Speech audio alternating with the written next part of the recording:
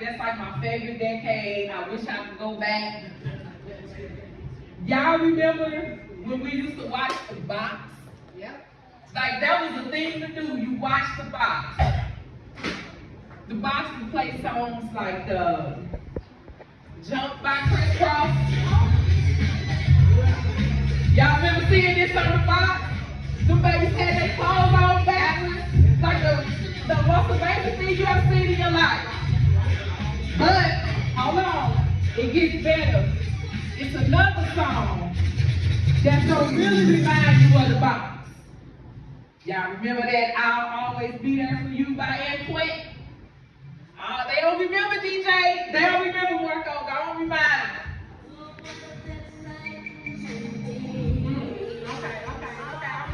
Hold on. This part right here. Y'all remember this? Remember this video? As horrible as it was, just a loud little jam. So, just hearing these, it makes you want to get a pair of these into the page and go. Get you a sliced fruit punch soda. Y'all remember the sliced fruit punch? That was so good. I love the 90s, especially the clothes and those shiny pipe leather shoes. Those were my favorite. I got a pair every year. Up until I was probably about 12 or 13. I got a pair of those shiny patent leather shoes. You know,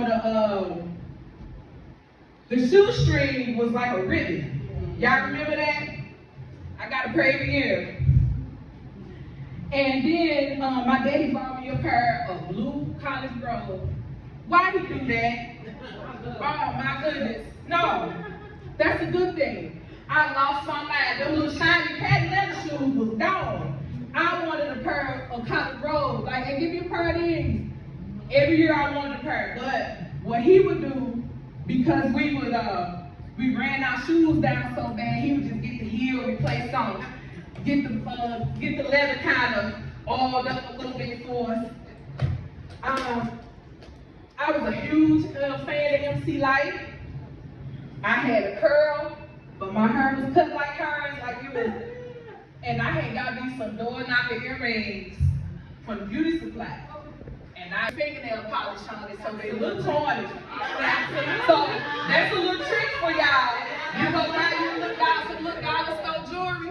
Just get you some clear fingernail polish and put it up there. You gotta get the good fingernail polish though, because if you get the cheap one, it's gonna come off.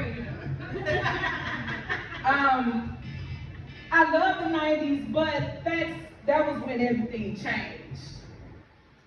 So I told my cousin about the abuse, and my cousin, being the cousin that she is, she told my auntie. My auntie called my grandma, and they got us up out of there. We were taken away from my mother. My grandmother got custody of us. My mother had visitation on the weekends. That sounds real good, right? The only thing is, sometimes she wouldn't even let us in the house. We'd be out there just knocking, and my sister Erica would be in the window looking right at us. And we'd be, let us in. They just wouldn't even let us in. And then, the times we did get in the house and come for our weekend visit, the villain would be there. Can y'all imagine the disappointment I felt?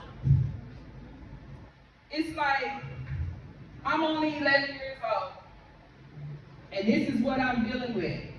So we get to the house, and he in there, and it's like, what's going on, you know?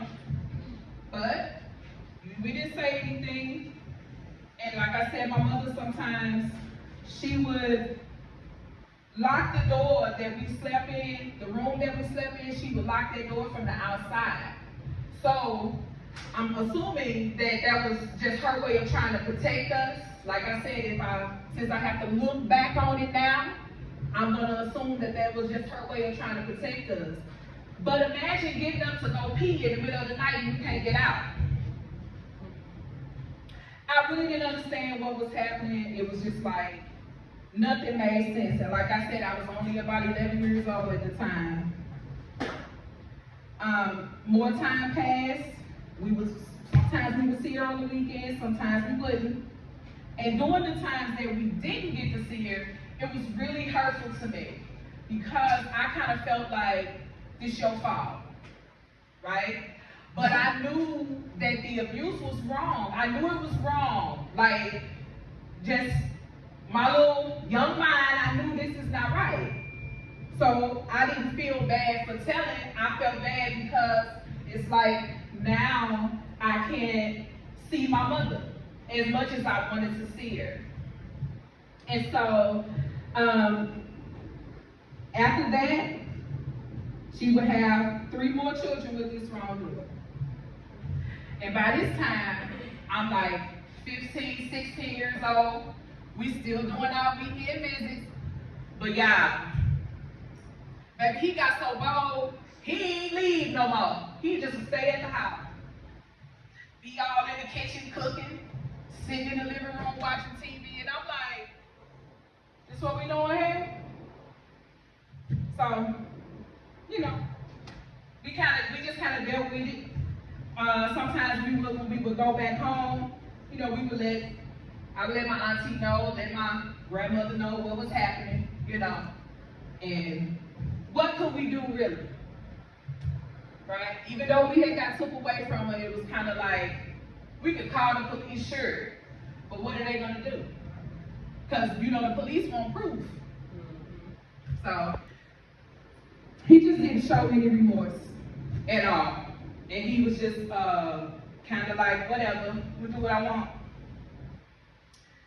So I'm looking at it like, you're not showing any remorse, you've abused my mother, you continue to abuse her, and she don't even have custody of her children, and you don't even have enough decency to just say, you know what, since it's some misunderstanding, I'm gonna keep it moving, and I just see my children another time. And that was too much. That was too much like right, you know. So when I was about 17, I was able to move back with my mother. I was extremely happy because now I get to see her every day. And we can talk and do things like we used to before I had to move away, right? So, and she finally got rid of him. And I could see that she was loving herself again. Like, my mother was doing a lot. Like, she was like getting her hair done. She going out. She's rebuilding her relationship with her sisters, with my aunties, with my grandma. Like, she really building herself up. So I'm like, yeah, this is a good thing. So, and I was happy to be back at home with her because even though I was living with family and they had what was best for me, I still felt like I wasn't doing enough. I felt like I wasn't good enough. I felt like I was not welcome. I felt a lot. And I just wanted to go home. I just wanted my mama. You know what I'm saying? I just wanted to go home. It was nothing against nobody else. I was glad I was safe, but I wanted my mama. You know? So,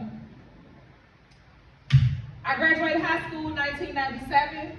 I enrolled in beauty school. I graduated from there in 1998. I traveled to Jefferson City twice to take the state board exam. I passed it the second time. Then I started working in a salon. And let me just say this. Just the whole thing, like going to beauty school, that was all my mother. I told her what I wanted to do, and she was like, oh, it's a school around the corner. Took me around there. This was St. Louis Her Academy. It was on Kossuth and Aubert.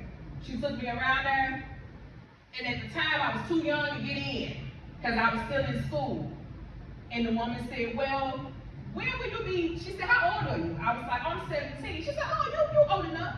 She said, well, but you're still in high school. I said, yeah, I graduated in June. She said, okay, well, just come back when you graduate. And I went right back when I graduated, and my mother took. So, like I said again, I knew she was remorseful, but I knew that what she went through was just something beyond her control. Because just imagine, she had never been through anything like that. So how could she know what to do, you know? So by this time, when I graduated not high school, beauty school in 1998, I was in a relationship with Patrick, and we welcomed our daughter Kira into the world on May 30, 2000. That's my baby right there. She'll be 24 Thursday. Y'all remember the year 2000? Remember the year 2000? Y'all remember how scared they had us? Talk about that They had us scared, talking about Y2K. They had us thinking that nothing would work, and we out buying potted meat, toilet paper, ramen noodles. We stocking up, bottles of water, and then you get up on New Year's Day, ain't nothing happening. Ain't nothing happening. So let me kind of go back a little. Me and Patrick met in 1998. As I said before, our daughter was born in 2000. And what I didn't tell you was we were broken up. We had been broken up for about a year. He had moved on, and I had moved on. By the end of 2000, I was in a relationship with Byron. He was someone I had met back in the early 90s, and I had decided to get back in touch with him. We started dating, things were moving fast. By February of 2001, I was pregnant again. But I had an abortion. I didn't want another baby, and Kira was not even a year old yet. So what I look like with another baby? And me and Byron fought a lot. It was insane. It was like, 1 minute we were laughing, having a good time, then the next minute I'm being slapped or choked. And it was horrible. It was stressful, I was tired, and it seemed like it was always a problem. It was always something wrong. It didn't matter what it was always a problem. Well, I found out I was pregnant again in November of 2001. I decided not to have another abortion, and our son Khalil was born August 23rd, 2002. And if y'all look at some of these pictures over here, it's a bunch of pictures of my children, my siblings, my mother, and just some pictures of me. So it's just a lot of pictures over there. You'll probably see Khalil on a few of them. He didn't come today. We had this small apartment, and the landlord was a slumlord. And I wanted like hell to move out of that apartment. A few months before Khalil was born, I applied for Section 8. And I told myself, if I got approved, I was going back to school. Because I fought for everybody else and not really doing what I wanted to do. I decided to do something that had been on my mind for years. Now keep in mind, when I would share this with people, they would laugh at me. So I'm like, okay, well maybe it is dumb. I'm not gonna do it, So I decided to do something I had been wanting to do for years. I started taking cake decorating classes. I took the classes, I kept practicing, and then people started offering to pay me for cupcakes. I officially became a business on March 9th, 2018. And keep in mind, that was Nasir's birthday. That was his 10th birthday. That was not something that I planned. When I got all my paperwork back from LegalZoom, that's what was on the paper. And I was like, oh wow, I didn't even realize that this was the date. So I started vending in November of 2018. I added my coffee and tea in 2021. So the thing is, I had already had the tea and I just wasn't really putting it out. But I did my tea and coffee in 2021. I knew I had to keep moving forward, so I did. I just kept moving forward. But I will say, 2021 was a character building year. It was character building. So, in July of 2021, my son Khalil was in a really bad car accident. It's horrible. He was on a ventilator for 3 days. He was in the hospital for 3 weeks, in physical therapy for 6 months. And when I first saw him, like when they finally let me back to see him, I thought he was dead. I thought he was dead, but he wasn't. And I couldn't thank God enough. I was so grateful because I thought, oh no, they took, so this is what they did. And like I said, my mother, my goodness, she has really made up for all that trauma we went through. She was the first person I called when I was told that Khalil had been in that car accident. I think she beat me to the hospital. I'm being honest with you, I think she beat me there.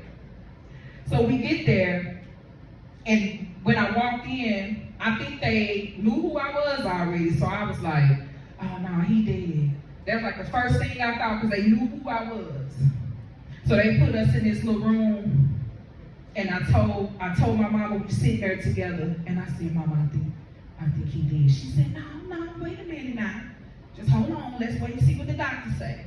So like I said, she's not as bad as we thought she was. So Khalil was alive and well. Like I said, he was 6 months into physical therapy, 3 weeks in the hospital, and I thank God every day for him. I was so grateful. I'm still grateful. And Khalil was getting back on track. Things were looking up, and we was moving forward. You know, he back together. It's all good. He home from the hospital. He did have to get his spleen removed, but they could have removed everything if, as long as he was still alive. I was okay, you know. But he got his spleen removed, and like I said, he's doing good. And he didn't make it today, but he's doing good. So when I said that 2021 was a good character building year, we were getting back to some form of normalcy with Khalil. Like physical therapy's going good. You know, I'm getting him there. I'm going to work. And on top of that, I never stopped running my business. I kept saying, I ain't gonna let this stop me. I'm gonna keep moving. And that's something that we just have to do. We just have to keep moving. And so Les Brown always says that if you get knocked down, try to land on your back, because if you can look up, you can get up. So that was just something that kind of kept me going. And again, he wasn't dead, so you know what I mean? So, like I said, 2021 was just a good character building year. So Friday, October 8th, 2021, I got a phone call from one of Patrick's cousins. I was at work, so I sent her a text. I was like, I'm at work, what's up? So she texts back, I can't text you what I need to tell you. So the whole time she texted me, his aunt is calling me through Facebook. Now, first thing I thought was, what did Patrick do now? Because he was always doing something, y'all, like, and not in a bad way, he was just always getting into something. And it would just always be, what did you do? Why did you do that? So, I was not prepared for what she told me. She told me that Patrick was dead. He had OD'd on heroin. Y'all, I screamed and cried at the same time. So, and I was at work, so I had to gather myself. I had to go home. I had to tell my children. And it was hard. It was hard, like, and it had put me in a place. The first thing I thought was, remember when Tupac had said on, some stuff you're gonna see that's gonna make it hard to stand. Baby, that could have been no more realer at that moment. Because when I tell you it was hard to smile, it was hard. But I had to be strong for my children. I got 2 children with him. So I'm sad and I'm crying, and y'all, I'm falling all out at home. They got to hold me up, and I should be holding them up. So it was just kind of wild, like how we had seen him. We had just seen him, and then the next time we see him, he in the casket. Like a few days had just went by. Like we saw him Tuesday, then Friday we get this phone call, then the next Tuesday we see him again. He in the casket. I just knew I had to stay strong for my children, so we standing at his casket. Now keep in mind, it's still kind of fresh off of COVID, so we couldn't really be up at the casket. They got something over the casket, and they got these ropes that we got to stand behind, so we standing behind the ropes. And I'm telling you, I'm crying. My children are just standing there. Like they just standing there. And at this time, I leaned on Nas as I'm crying, right? So then I had to remember, you leaning on him, you need to get up. You know what I mean? Like I start feeling bad that I'm crying more than they are, right? So I turned around and walked away from seeing